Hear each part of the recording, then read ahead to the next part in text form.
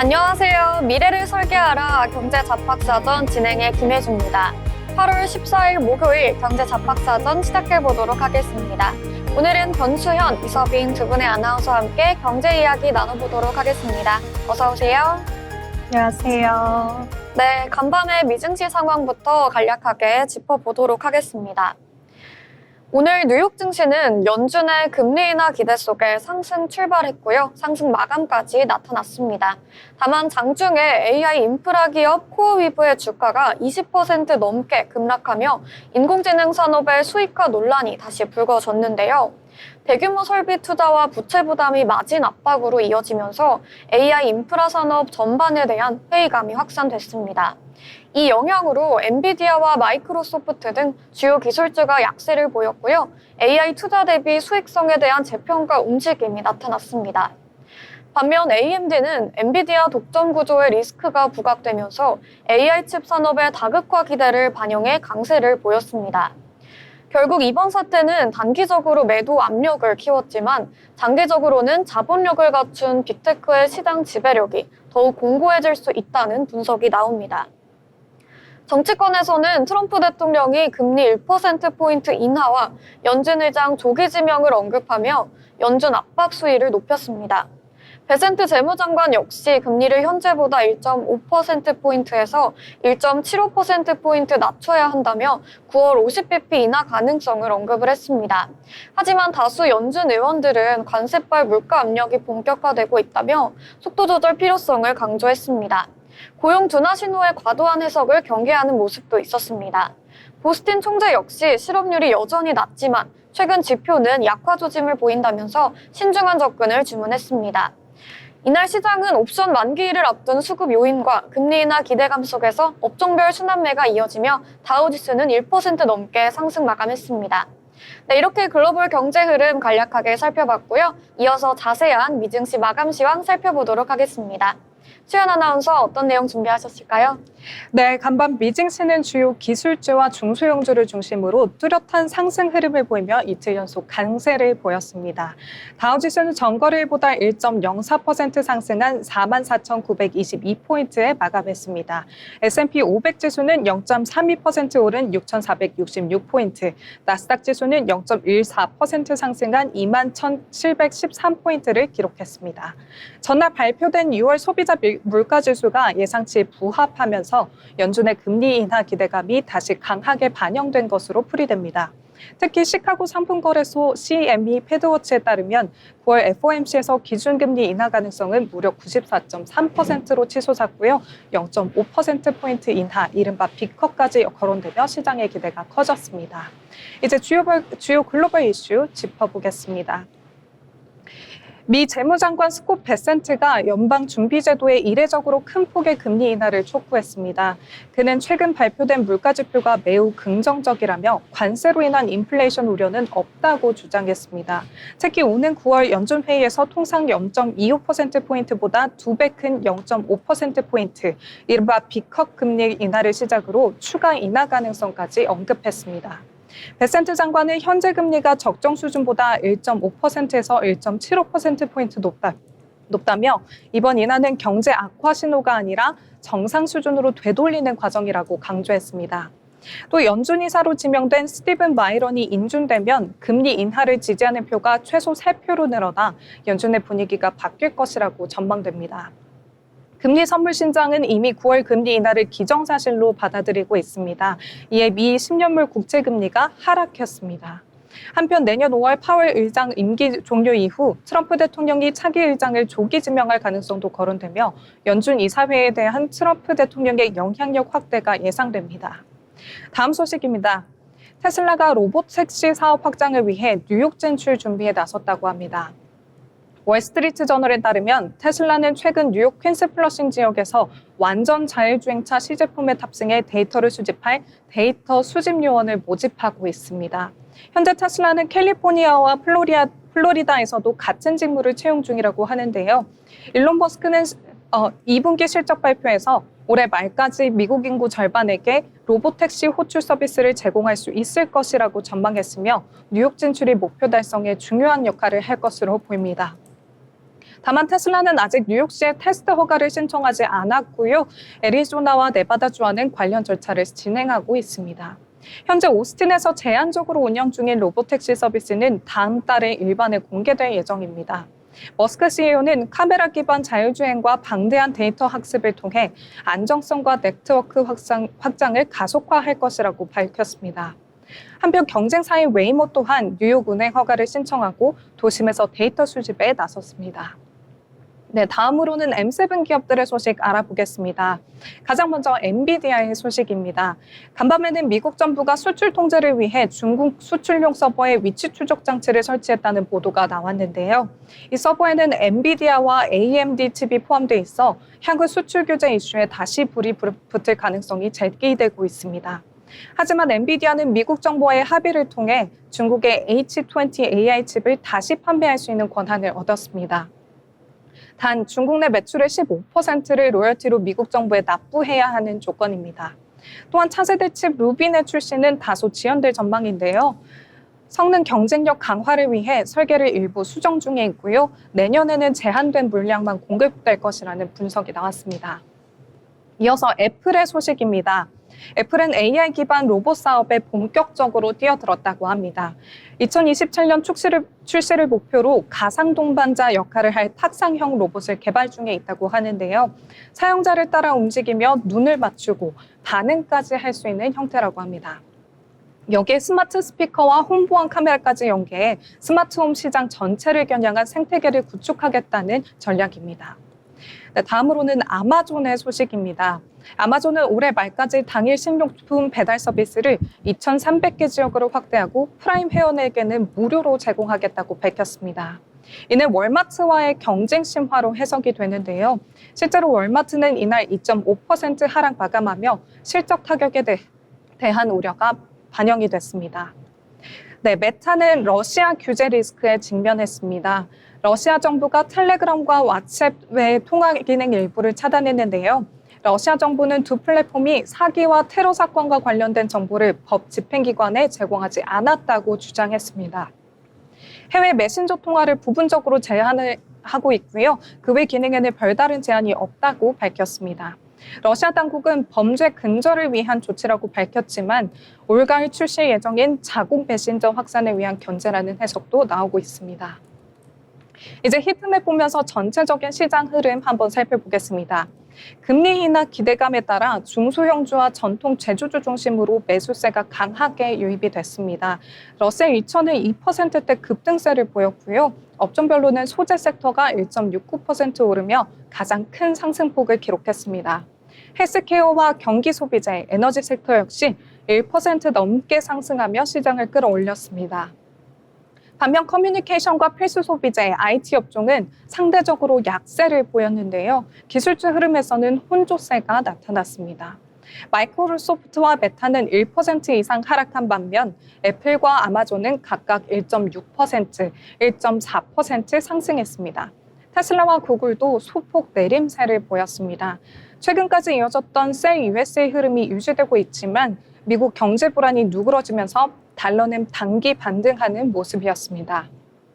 이유가 미국과 반도체, 철강 등 주요 품목 협상을 논의 중에 있고 이에 따른 관세 전쟁 완화 기대가 커지며 달러가 다시 강세로 돌아선 것도 영향을 미쳤습니다. 또한 FOMC 인사이록에서 스태그플레이션 위험이 한번 강조가 됐는데요.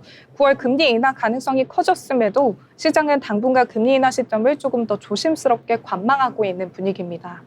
엔비디아의 호실적에 따른 외국인 자금 유입이 지속된다면 환율에는 하방 압력이 작용할 수도 있을 전망이니까요. 계속해서 시장 흐름 주의 깊게 살펴봐야겠습니다. 지금까지 미증시 마감 시황 전해드렸습니다. 네, 위증시 마감 시황 전해주셨습니다. 간밤에 뉴욕 증시는 금리 인하 기대감에 이틀 연속 상승 마감을 해줬습니다. 오늘 우리 시장에 이러한 흐름들이 어떠한 영향을 미칠지 저희와 함께 체크해보시면 좋겠습니다. 이어서 저희는 기업에 대해 알아보는 시간 가져볼 텐데요. 소빈 아나운서 어떤 기업 준비하셨을까요? 오늘 기업사전에서 살펴볼 기업은요, 바로 BHI입니다. 원전 기업인 BHI는 최근 트럼프 대통령의 원전 확대 행정명령에 따라 큰 수혜를 받을 수 있을 거라는 기대를 한몸에 받고 있습니다. 최근 트럼프 대통령은 2050년까지 미국 내 원자력 발전 용량을 현재의 4배로 확대하고 2030년까지 신규 원전 10기 착공에 돌입하는 등 이른바 원자력 산업 활성화 행정명령에 서명했는데요. BHI는 에너지 플랜트 기자재 전문 기업으로 쉽게 말해 발전소 공정 및 제철 공장에 필요한 발전용 기자재 사업을 영위하는 업체입니다. 원전 사업이 확대될수록 직접적인 수혜를 받는 기업으로 꼽히는데요. BH의 주요 사업 부문은 크게 3가지로 나눌 수 있습니다. 발전소의 핵심 설비인 배열 회수 보일러, 발전용 보일러, 발전소 보조 설비입니다. 올해 3월 기준 매출 구성은 다음과 같습니다. 배열 회수 보일러죠. HRSG가 70% 이상으로 가장 높았고 보일러, BOP, 기타가 그 뒤를 이었습니다.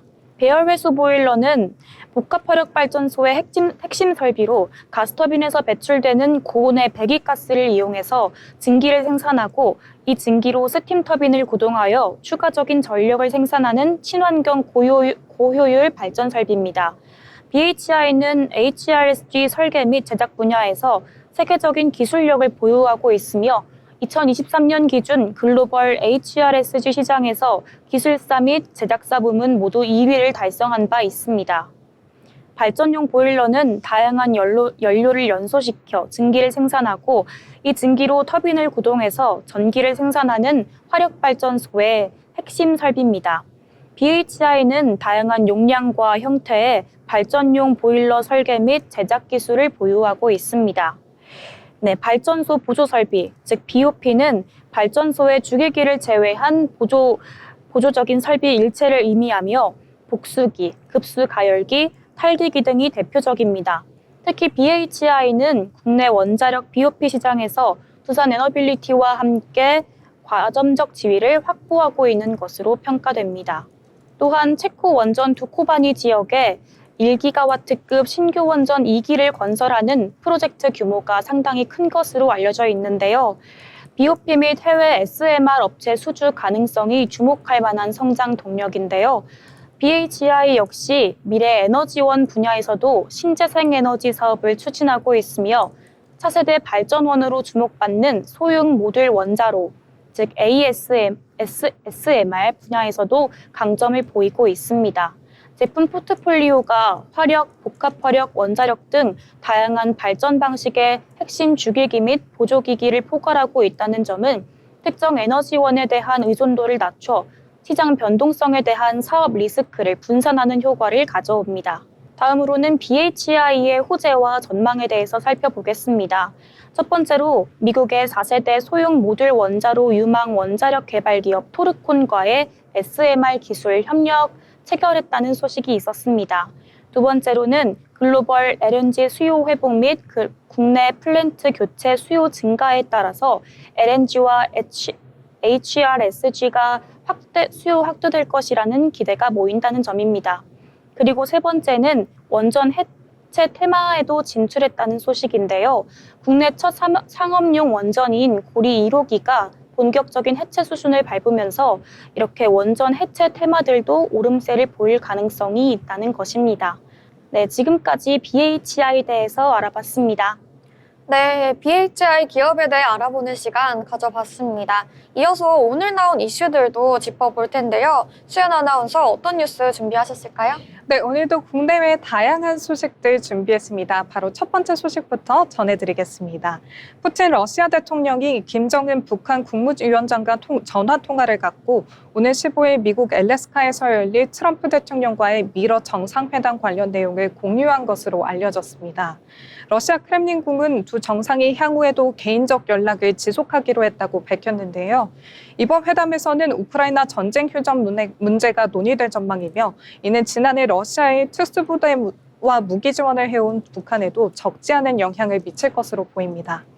푸틴 대통령은 북한이 쿠르스크 전선에서 보여준 군사적 지원과 용기에 대해 감사 인사를 전했다고 합니다. 전문가들은 이번 미러 정상회담에서 북한군 철수 문제나 미북 관계가 언급될 가능성을 제기하고 있습니다. 특히 대북 제재 완화나 미국의 대북 정책 변화가 의제로 오를 수도 있다는 분석도 나오고 있습니다. 트럼프 대통령은 김정은 위원장에게 관심을 표명할 가능성도 거론이 되고 있고요. 북한 측은 여전히 비핵화 협상 거부 입장을 유지하면서도 핵 보유국 지위를 전제로 한 군축 협상에는 열려 있음을 시사했습니다. 조선중앙통신은 양국 정상이 상호 관심사에 대한 의견을 교환하고 협력 강화를 재확인했다고 전했으며 푸틴 대통령은 북한의 광복 80주년을 축하했다고 밝혔습니다. 더불어 김정은 위원장의 러시아 답방 가능성도 커지고 있다는 소식입니다. 네, 다음 소식입니다. 오는 25일 워싱턴 DC에서 열리는 한미 정상회담에서 트럼프 대통령이 이재명 대통령에게 동맹 현대화를 명목으로 주한미군의 역할 확대나 감축 가능성을 제안할 전망이라고 합니다. 이는 한반도 방위에 국한됐던 주한미군 활동을 대만 해협 등 동북아 전역으로 확대하는 방안을 포함하고요. 방위비 대폭 증액 요구도 이어질 것으로 보입니다. 브런슨 주한미군 사령관은 최근 숫자가 아닌 배치 전력이 중요하다며 감축 가능성을 시사하기도 했습니다. 미국은 한국 국방비를 GDP 대비 3.8% 수준, 약 100조 원으로 늘릴 것을 요구하고 있으며 이는 현재보다 약 39조 원이 많은 금액입니다. 주한미군 방위비 분담금 역시 100억 달러로 상향을 요구하는 상황입니다. 이와 더불어 전시작전 통제권 전환 문제도 논의될 예정입니다. 미국은 전략적 유연성 확보를 위해 전작권 전환을 검토하되 시기와 조건을 신중히 조율하겠다는 입장입니다. 또한 이재명 대통령이 친중이라는 인식을 불식시키는 것도 과제로 꼽히고 있습니다. 미국은 취임 직후 논평에서 중국의 간섭과 영향력 확대를 우려한다고 밝혔으며 이 대통령은 한미동맹을 최우선으로 해왔다고 강조했습니다. 전문가들은 이번 회담에서 주한미군 성격 변화, 방위비 국방비 증액 등 민감한 사안에 대해서 사전 협의를 도출하고 중국을 자극하지 않는 범위 내에서 미국의 요구를 수용하는 외교적인 조율이 필요하다고 지적했습니다. 네, 다음 소식입니다. 한미 관세 협상 여파로 국내 수출 산업의 부담이 커지자 여야가 한국판 IRA, 인플레이션 감축법 도입 필요성에 한 목소리를 내고 있다고 합니다. 핵심은 세액 공제만으로 지원이 제한된 첨단산업 분야 기업에 직접 환급제를 도입해 공제받지 못한 금액을 현금으로 지급하거나 거래할 수 있게 하는 방안입니다. 송원석 국민의힘 원내대표는 2차 전지, AI, 미래형 운송수단 등 국가전략기술 산업 지원을 위한 법안을 당론으로 추진하겠다고 밝혔으며 민주당 역시 김태년 신영대 의원이 유사 취지의 법안을 발의한 상태라고 합니다. 현재는 반도체 등 국가전략기술 투자에 대해 법인세 공제 혜택을 주지만 단기 이익은 적은 기업이 혜택을 2월에 즉시 활용하기 어렵다는 문제가 있습니다. 대한상공회의소 조사에서도 38%의 기업이 제도의 실효성이 떨어진다고 응답했는데요. 직접 환급제가 도입되면 기업은 환급금으로 R&D, 설비 투자, 인력 확보 등에 곧바로 재투자할 수 있습니다. 일부에서는 법인세 감면분 등 제3자에게 양도 및 거래하는 방안까지 검토되고 있습니다. 다만 정부는 세수 부족과 대미 통상 마찰 가능성을 이유로 신중한 태도를 유지하고 있습니다. 기재부는 지난 세제 개편안에서 관련 내용을 제외했으나 미국이 AMPC 제도를 통해 배터리 생산량에 비례한 보조금을 지급하는 현실을 감안하면 형평성 우려가 커지고 있습니다. 부현철 부총리 겸 기재부 장관은 전문가와 함께 검토 중이며 준비가 되면 정부가 즉시 실행 가능한 부분부터 추진하겠다고 밝혀 한국판 IRA 도입 논의가 본격화될 가능성이 있습니다. 네, 다음 소식은 이재명 대통령의 AI 관련 소식인데요. 이재명 정부의 첫 금융위원장으로 2억 원 전 기획재정부 1차관이 지명되면서 가계부채 관리 및 자본시장 활성화, AI 인프라 지원과 같은 생산적 금융정책이 한층 속도를 낼 것으로 보입니다. 거실경제 전문가인 이 전 차관이 임명된 배경에는 안정적인 정책 수행뿐만 아니라 금융위 해체와 같은 금융감독 체계 개편 가능성도 염두에 둔 인사라는 분석이 나오고 있습니다. 이 후보자는 기재부 경제정책 라인의 정통 관료로 글로벌 금융위기 이후 물가 안정, 일본 수출 규제 대응, 그리고 소재 부품 장비 산업 강화 등에서 업무 추진력을 입증해 왔습니다. 앞으로는 100조 원 규모의 국민성장펀드 조성, 종합투자계좌 인가, 그리고 AI 산업 육성 지원, 거실 건전성 교재 정비 등 현안을 해결해야 하는데요. 특히 부동산 쏠림 완화를 위한 대출 규제, 배드뱅크 설립과 채무 조정, 코스피 5천 추진, 그리고 보험사 자본 규제 개선 등이 주요 과제로 꼽히고 있습니다. 시장에서는 이번 인사가 금융위 정책 기능의 일부를 기재부로 이관하는 신호인지 혹은 기존 조직 체제를 유지하는 것인지에 주목하고 있습니다. 금감원장의 투톱 체제 변화 여부에 따라 향후 금융감독 체계 개편 속도도 결정될 것으로 보입니다. 네, 마지막 소식입니다. 정부가 포스코와 미국 상무부를 상대로 제기한 상계관계 소송에서 승소했습니다. 이번 소송은 미국이 한국 전기요금이 저가로 공급돼 보조금에 해당한다며 포스코의 탄소 합금 후판에 0.87%의 상계관세를 부과한 데서 비롯됐는데요. 상계관세는 수출국이 특정 산업에 보조금을 지급해 제품을 저가로 수출하면 수입국이 이에 상응하는 관세를 부과하는 제도입니다. 미 상무부는 2023년 12월 포스코가 전기를 많이 사용한다는 이유만으로 특정성이 존재한다고 판단했지만 미국 국제무역법원은 이를 받아들이지 않았습니다. CIT는 단순히 전기 사용량이 많다는 사실만으로 불균형이 성립하지 않는다고 판시했고요. 지난해 현대제철 일반 후판 소송에서 한국이 승소한 판례를 인용하기도 했습니다. 정부와 포스코는 지난해 2월 이 판정에 불복해 소송을 제기했고요. 이번 판결로 상무부는 60일 이내에 기존 전기요금 특정성 판단을 수정해 CIT에 재제출해야 한다고 합니다. 이번 승소로 국내 철강업계가 미국의 상계관세 압박에서 한숨을 돌릴 수 있을 것으로 보입니다.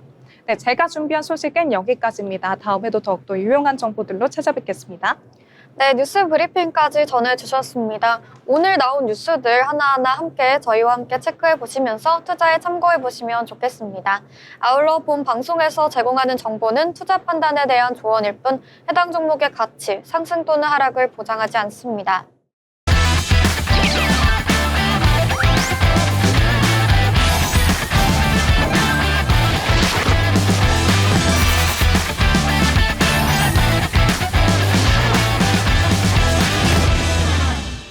네, 이번 시간은 투자의 고수가 되고 싶은 아나운서들의 경제 이야기, 주식 이야기 나눠보는 시간입니다. 먼저 오늘 국내 증시 마감 상황부터 살펴보겠습니다. 오늘 양시장 모두 소폭이지만 상승 마감을 해줬습니다. 코스피는 뚜렷한 방향성이 없다가 장 후반에 힘을 내줬고요. 코스닥도 기관과 외국인의 매도세에도 강보합권에서 움직이는 흐름이 나타났습니다. 자세한 지수 분위기 코스피부터 살펴보도록 하겠습니다. 네, 코스피는 상승 출발한 후에 곧바로 하락 전환을 했죠. 그 이후에 낙폭을 키워가는 모습이 나타났는데요. 그래도 장 후반에 기관이 조금 담아주면서 상승 전환에 성공을 했습니다. 0.04% 상승해주면서 3,225선에서 거래를 마쳤고요. 자세한 수급 상황도 체크해 보겠습니다. 개인과 외국인의 매도세가 눈에 띄었는데요. 외국인은 787억 원 매도를 했고요. 개인이 421억 원 매도했습니다. 반면에 기관은 66억 원 담아줬습니다. 이어서 코스닥의 흐름도 살펴보겠습니다. 코스닥은 하락 출발한 후에 강보합권에서 계속해서 상승 분을 올려줬는데요. 등락을 거듭하다가 장 후반에 상승폭을 확대시키는 흐름이 나타났습니다. 개인이 310억 원 매도했지만 외국인과 기관이 순매수를 해주면서 지수를 상승을 이끌었습니다. 외국인은 513억 원 담아냈고요. 기관은 6억 원 담아냈습니다. 0.14% 상승하면서 815포인트의 거래를 마쳤습니다. 이어서 시가총액 상위 종목들의 흐름들도 살펴보겠습니다. 네, 먼저 코스피입니다. 전반적으로 혼조세 나타나는 가운데 오늘 반도체주가 쉬어가는 흐름이 보이고 있습니다. 어제는 반도체주가 강한 흐름 보였는데요. 오늘은 소폭이지만 하락했습니다. 삼성전자는 0.42% 내리면서 그래도 7만전자는 지키면서 71,600원의 종가 형성을 했습니다. SK하이닉스도 0.54% 내리면서 27만 6,500원에 종가 형성했습니다. 반면에 오늘 시장에서 2차전지주, 자동차주의 강세가 눈에 띄었는데요. LG에너지솔루션은 1%대 상승폭을 보여줬고요. 39만 4천원에 종가 형성을 했습니다. 현대차와 기아 모두 빨간불 켜줬는데요. 현대차는 0.69% 상승, 기아는 0.48% 상승 마감을 했습니다. 이어서 코스닥의 흐름도 살펴보겠습니다. 네, 오늘 코스닥 시장에서는 2차전지주 강세 보였고요. 어제에 이어서 바이오주 계속해서 강한 흐름 보여주고 있습니다. 에코프로 형제주 동반 상승 마감했는데요. 에코프로 BM이 1.68% 상승해주면서 13만 8,800원에 종가 형성했고요. 에코프로도 2.45% 급등해주면서 5만 8,600원에 종가 형성해줬습니다. 어제 실적 발표에 강한 흐름 보여줬던 AL바이오 오늘도 7%대 강하게 상승불 켜줬는데요. 87,400원에 종가 형성했고요. 리가켄바이오도 소폭이지만 상승해줬습니다. 0.32% 상승 마감했습니다. 네, 이렇게 오늘 국내 증시 마감 상황까지 짚어봤습니다. 이어서 오늘 시장에서 특징적인 종목들 하나하나 살펴보겠는데요. 먼저 첫 번째 특징주 만나보도록 하겠습니다. 어떤 특징주 준비하셨을까요? 네, 오늘 제가 가져온 특징주는 HS에드입니다. HS에드가 기업가치 재고 계획을 발표한 이후 주가가 큰 폭으로 올랐습니다. HS에드를 모르시는 분들을 위해서 잠깐 설명을 해드리자면 HS에드는 광고물 제작과 매체 집행을 주요 사업으로 영위하고 있는데요. 총 11개 해외 법인과 27개 지점과 지사 등의 글로벌 네트워크를 보유한 광고 기업입니다. 이번 주가 급등은 전날 HS가 발표한 주주 환원 확대, ROE 개선, 그리고 지배구조 개선을 골자로 한 기업가치 재고 계획에 대한 기대감이 반영된 결과로 풀이되고 있는데요. 계획에 따르면 2025년에서 2027년 단기 순이익의 50% 이상을 배당 성향으로 유지하고 최종적으로 60%까지 확대할 방침이라고 합니다. 또한 향후 3년간 매년 주당 300원의 추가 배당을 실시하며 보유 중인 자기 주식의 약 35만 9,765주를 연내 전량 소각하기로 했다고 합니다. 올해는 최초로 중간 배당도 실시한다고 밝혔고요. 보통주 한 주당 100원, 그러니까 총 16억 2천만 원으로 시가 배당률 1.1%를 지급할 예정이라고 합니다. 오늘 오전 HS에드 주가는 전거래일 대비 5.4% 오른 8,400원에 거래가 됐고요. 장중 한때 9,480원까지 올라 52주 신고가를 경신하기도 했습니다. 이런 견조한 흐름 끝까지 잘 이어갔고요. 고가 18.95%까지 오르면서 마무리했습니다. 종가는 10.04% 오른 8,770원에 마무리가 됐고요. 거래량 또한 전일 대비 4,526% 가까이 급등하면서 굉장히 견조한 흐름 보여줬습니다. 네, HS에드가 오늘장에서 강한 상승세를 보여줬습니다. 윗골이 달면서 양봉 마감을 해줬는데요. HS 회다가 주주 환원 정책을 확대하겠다고 밝혔습니다. 자사주 매입이나 배당 확대처럼 주주 가치 제고에 직접적인 영향을 주는 정책은 시장의 관심을 끌기 마련이죠. 특히 광고, 마케팅 업종은 경기 흐름과 맞물려 변동성이 큰데요. 이렇게 안정적인 주주 환원 계획을 내놓으면 투자자들의 신뢰가 높아질 수밖에 없습니다. 최근 HS에드 주가는 시장 전반의 부진 속에서도 견조한 흐름을 보였는데 오늘은 정책 모멘텀까지 더해지면서 거래량이 크게 증가했습니다. 앞으로도 실적과 배당이 동시에 뒷받침될 수 있을지 계속해서 지켜봐야겠습니다. 네, 이렇게 HS에드 관련해서 이야기 나눠봤고요. 이어서 다음 특징주 살펴볼 텐데요. 나스닥에 상장한 웹툰엔터가 오늘 81% 폭등하는 모습이 있었습니다. 웹툰주 준비해봤는데요.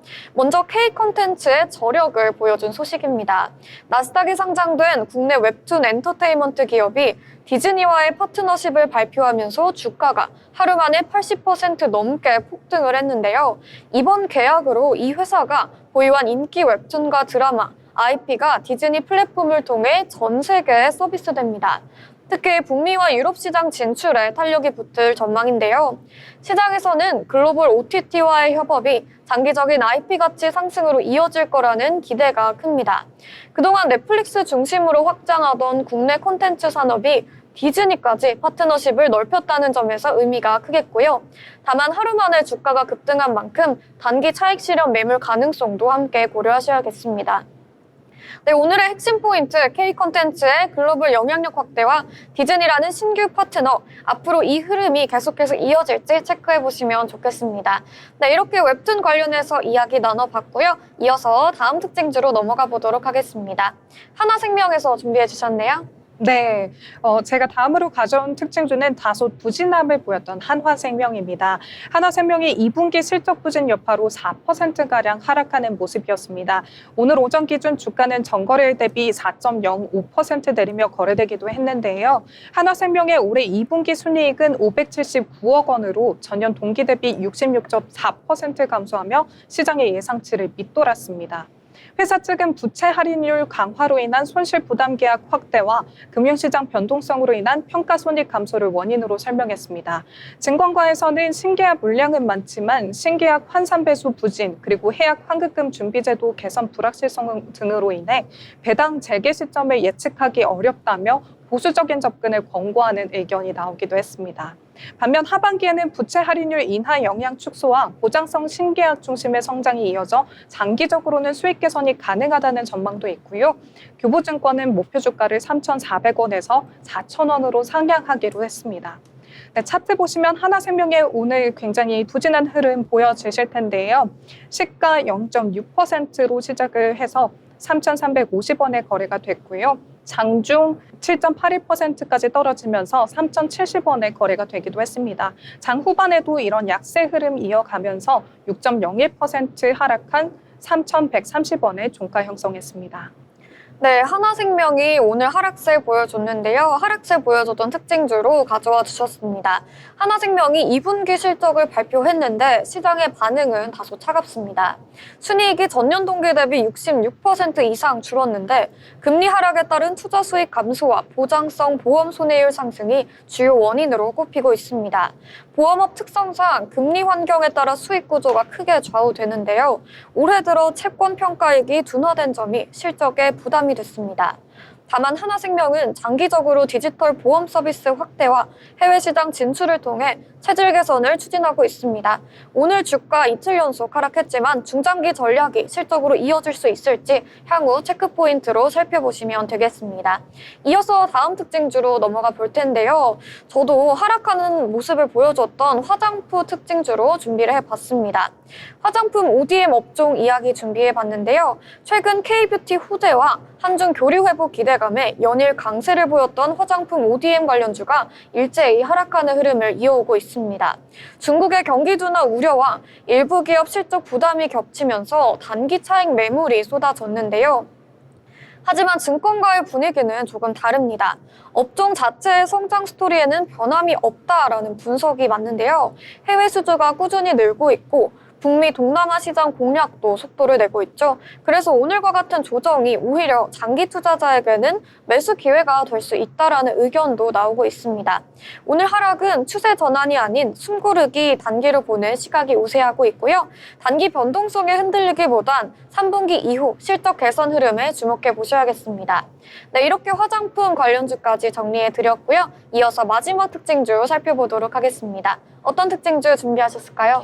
네, 마지막 특징주는 엔턴주 중에서도 눈에 띄게 어닝 서프라이즈를 발표한 기업이 있어서 가져와 봤습니다. 바로 JYP 엔터테인먼트인데요. JYP 엔터테인먼트가 2분기 깜짝 실적을 발표하면서 장중 주가가 급등했습니다. 회사의 2분기 연결 매출은 2,158억 원으로 전년 동기 대비 125.5% 증가했고요. 영업이익은 529억 원으로 무려 466.3% 급증했습니다. 이 같은 성장은 주요 아티스트들의 월드 투어와 글로벌 시장 확장 덕분이라는 분석인데요.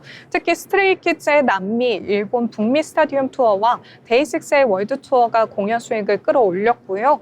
공연 부분 매출은 전년 대비 342.3% 증가한 620억 원을 기록했습니다.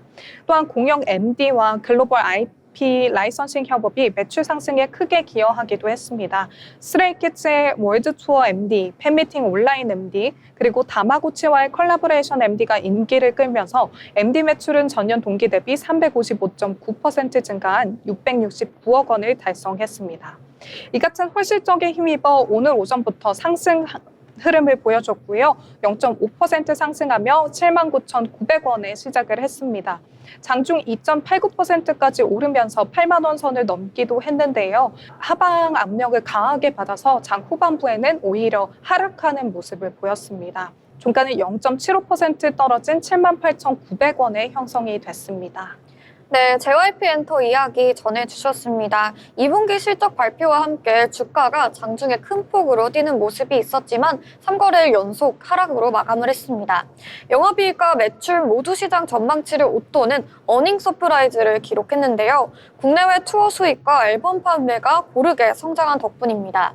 특히 일본과 미국에서의 팬덤 확장이 실적을 견인했고요. 하반기에도 굵직한 글로벌 투어와 신인그룹 데뷔가 예정돼 있어서 기대감이 높습니다. 엔터주는 실적과 함께 아티스트 라인업, 콘텐츠 계획이 주가에 직접 반영이 되는데요. JYP는 올해 라인업이 꽤 탄탄한 편이다라고 볼 수 있겠습니다. 오늘 장중에 주가 급등이 단기 모멘텀에 그칠지 하반기 실적으로 이어질지 계속해서 체크해 보셔야겠습니다. 네, 이렇게 엔터 관련주까지 마지막으로 정리해 드렸고요. 저희와 특징주 살펴보시면서 투자에 참고해 보시면 좋겠습니다. 이어서 저희는 인물에 대해 알아보는 시간 가져볼 텐데요. 서빈 아나운서 어떤 인물로 준비해 주셨을까요? 네, 오늘 인물로그 주인공은 25살의 나이에 자본금 5천만 원으로 창업을 시작해 K뷰티 시총 1위 그리고 뷰티테크의 기업을 일궈낸 김병훈 대표입니다. 먼저 문제 해결을 좋아했던 김병훈 대표는 원하는 문제에 대해서 접근할 수 있다는 점에 매료되어 창업 시장에 뛰어들게 됐는데요.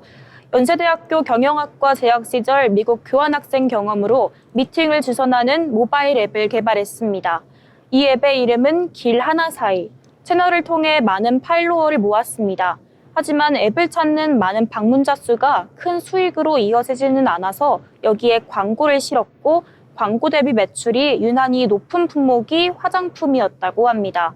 그러나 광고하던 제품의 품질이 좋지 않으면 소비자들이 재구매를 하지 않고 떠나는 것을 많이 목격했습니다. 그때 제품을 조금 더 좋게 만들었다면 지속적으로 팔렸을 것이라는 아쉬움과 함께 직접 소비자들이 좋아할 만한 제품을 만들어야겠다고 생각했다고 합니다. 이렇게 그는 2014년 패션 화장품 회사 에이프릴 스킨을 런칭, 2016년에는 화장품 브랜드 메디큐브를 런칭하고 다음에 패션 브랜드 널디, 즉석 포토부스 브랜드 포토그레이 등도 순차적으로 선보였습니다. 2021년에는 미용기기로 사업을 확대했습니다. 사명은 에이프릴 스킨에서 APR로 변경했습니다. 김병훈 대표는 APR의 사업 다각화에 주력했습니다. APR은 2014년 화장품 회사에서 시작해 에이프릴 스킨, 메디큐브, 포멘트 등의 뷰티 브랜드와 건강식품, 건강기능식품, 패션, 즉석 포토부스 등으로 사업 영역을 확장했는데요. 그중 코로나19로 외부 활동이 제한되면서 홈케어 수요가 폭발적으로 늘어나고 있다는 뷰티 트렌드 변화에 따라서 론칭한 뷰티 디바이스 브랜드 AGR이 APR의 성장 동력이 됐습니다. 현재 APR의 주요 사업군은 크게 세 가지로 나눠져 있는데요. 가장 큰 부분이 화장품 뷰티로 올해 1분기 매출 기준 62%를 차지합니다. 여기에는 코스메틱 브랜드 메디큐브와 에이프릴 스킨 등이 포함되고 글램디 바이오라는 효소 쉐이크 등도 포함이 됩니다. 두 번째는 전체 수익의 34.2%를 차지하는 홈뷰티 디바이스 메디큐브 AGR입니다. 그리고 의류 브랜드인 널디, 셀프 포토 스튜디오인 포토그레이도 3.8%로 그 뒤를 이었습니다. 김 대표 말대로 모두 레드오션이라고 부를 만한 사업군인데요. 당시 언더독이었던 APR은 이 시장을 틱톡 등을 통한 셀럽 소셜미디어 마케팅과 입소문으로 뚫었습니다. 본인이 MZ세대였기 때문에 그들의 니즈를 파악하는 건 자신이 있었고 현 시대는 문화 차이보다 세대 차이가 더 크게 나타나는 세대라고 생각해서 이러한 방식을 택한 것입니다. 또 김 대표는 APR의 소비자 직접 거래 방식을 도입했습니다. 대표적 사례가 스트리트 패션 브랜드 널디인데요. 소비자 직접 거래는 판매자와 소비자가 중간 유통 없이 직접 상품이나 서비스를 거래하는 것이고 이 방식을 따르면 판매자는 소셜미디어 등을 통해 제품을 홍보하고 다른 유통 채널이 아닌 자사 온라인몰을 통해 제품을 판매합니다. APR은 먼저 마케팅 전략을 수집하고 SNS를 활용해 잠재 고객부터 확보하는 등 제품보다 고객부터 먼저 정의하는 일종의 역발상 전략을 내세웠다고 합니다. 이러한 영향으로 김 대표는 고객 신뢰와 제품력을 중요하게 여기는데요. 한 인터뷰에서 제품력 없이 마케팅에만 의존하면 고객들이 금방 눈치챈다면서 제품이 좋으면 브랜드에 대한 신뢰는 오래가기 때문에 제품 기술력을 갖추는 데 많은 노력을 기울이고 있다고 전했습니다. 해외 성장을 바탕으로 올 2분기는 어닝 서프라이즈를 기록했습니다. 올해 2분기 연결 기준 영업이익이 846억 원으로 전년 동기 대비 201.9% 증가했고 이는 역대 분기 기준 최대 실적입니다. 김 대표는 올해 매출 1조 원을 목표로 글로벌 전역까지 무대를 넓힐 계획이라고 합니다. 구체적으로는 일본 오프라인 채널에 직접 진출해서 연내 3,000개 점포에 입점하는 것이 목표입니다. 이와 함께 동유럽과 북유럽에 지점을 둔 유통사와도 추가 계약을 늘릴 계획이라고 합니다. 김 대표는 지난해 주주통회를 통해 미국을 비롯해 일본, 중국, 태국, 카타르 등 신규 시장 내 영향력 확대를 위해 노력할 것이라며 신기술의 경우 안티에이징, 슬로우 에이징에 포커스를 맞춰 혁신적인 스킨케어 효과를 구현할 수 있는 신제품을 출시할 계획이라고 밝힌 바 있습니다. 이제 APR은 K-뷰티 대장주라고 불릴 만큼 그 실적의 위력을 보여주고 있습니다. 앞으로 다양한 소식과 김 대표의 사업 확장성을 주목한다는 말을 끝으로 오늘의 인물로그 마치겠습니다. 네, 인물로그 APR의 김병훈 대표에 대해서 이야기 나눠봤습니다. 이어서 저희는 투자에 도움이 될 만한 리포트 전해드리려고 하는데요. 수연 아나운서 어떤 내용일까요? 네, 제가 오늘 가져온 리포트는 금융업종 중 증권과 은행 리포트입니다. 바로 대신증권과 하나증권의 리포트를 분석해봤습니다. 상반기 증권사는 브로커리지와 트레이딩 호조로 사상 최대 분기 실적을 냈고요. 은행주는 배당과 자사주와 밸류에이션 메리트를 바탕으로 반등세를 이어가고 있습니다.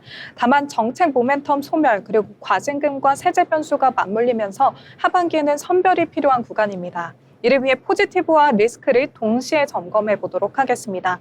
올해 2분기 커버리지 5개사 합산 순이익은 1.74조 원으로 컨센서스 대비 31%, 즉 어닝 서프라이즈를 기록했습니다. 동력은 바로 브로커리지와 상품 운용인데요.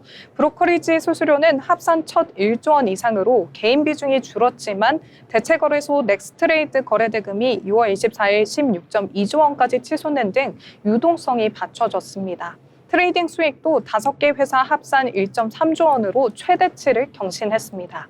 하지만 주가에는 이미 지수와 정책, 기대감, 이 트리플이 반영된 뒤인데요.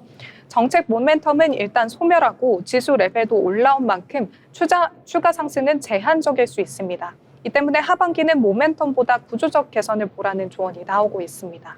특히 발행 어음과 IMA 가운데 사업자 수 제한과 경쟁 완화를 감안하면 IMA가 더 유리하다는 시각입니다. 최선호주는 한국금융지주로 제시되고 있습니다.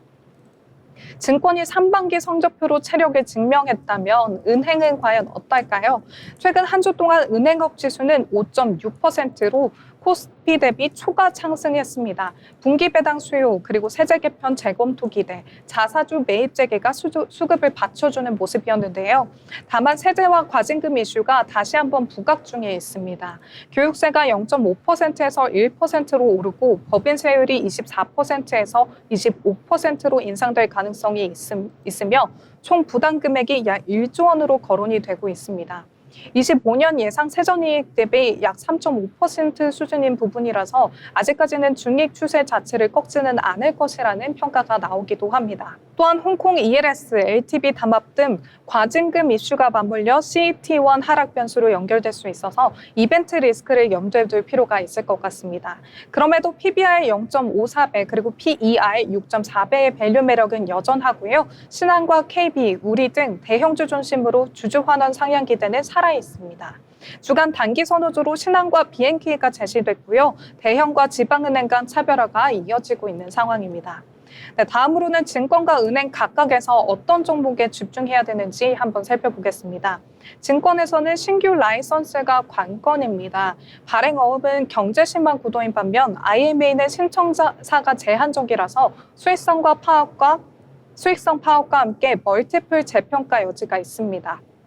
토픽은 한국금융지주 그리고 키움과 삼성증권도 브로커리지와 운용 체력을 바탕으로 업사이클 후반 방어력이 유효하다고 평가가 되고 있습니다. 목표 주가와 ROE 테이블 기준 25년 ROE 12%에서 16%, 그리고 상승 여력 18%에서 35% 구간이 제시됩니다. 다만 지수 레벨 부담이 있어서 분할 접근이 권장되고 있습니다. 은행주는 배당과 자사주, 밸류, 이 3박자에 금리와 환율 변동성이 더해지는 국면인데요.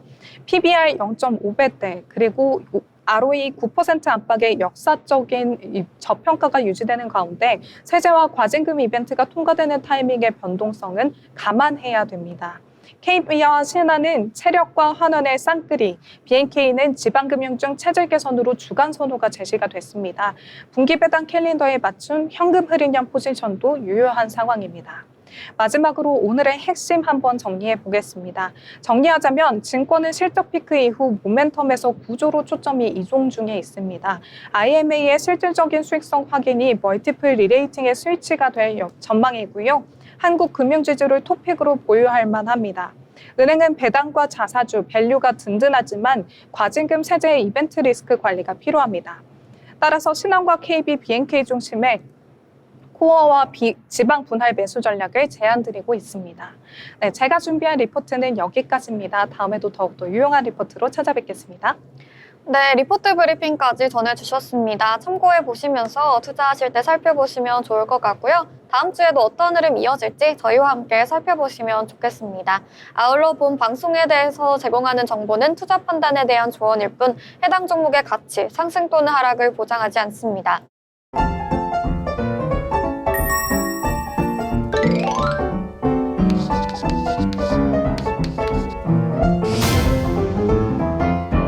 네, 오늘의 마지막 순서 오늘장 한 줄 평 시간입니다. 한 분 한 분 오늘 시장에 대해서 이야기 들어볼 텐데요. 먼저 수연 아나운서 오늘 시장 어떻게 보셨을까요? 오늘 시장 그래도 좀 선방했다라고 얘기를 하고 싶습니다. 미증시가 굉장히 견조한 흐름을 보이고 있고 또 국내 증시도 그에 따른 영향을 받을 것으로 기대가 되고 있으니까요. 앞으로도 이 흐름이 계속해서 이어졌으면 하는 바람입니다. 네, 맞습니다. 그래도 선방했다라고 정리해 볼 수 있겠고요. 미증시가 상승을 해줬는데 우리 시장도 소폭이지만 상승해 줬습니다. 이어서 서빈 아나운서 이야기도 들어보겠습니다. 네, 오늘 어닝 서프라이즈를 기록했다는 얘기가 많이 나왔는데요. 이렇게 한국장에 좋은 소식이 더 많이 들려왔으면 좋겠습니다. 네, 좋습니다. 오늘 어닝 서프라이즈에 따라서 종목별로 좀 엇갈리는 흐름이 보여진 하루였습니다.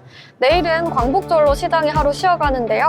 다음 주에도 어떠한 흐름 이어질지 저희와 체크해보시면 좋겠습니다.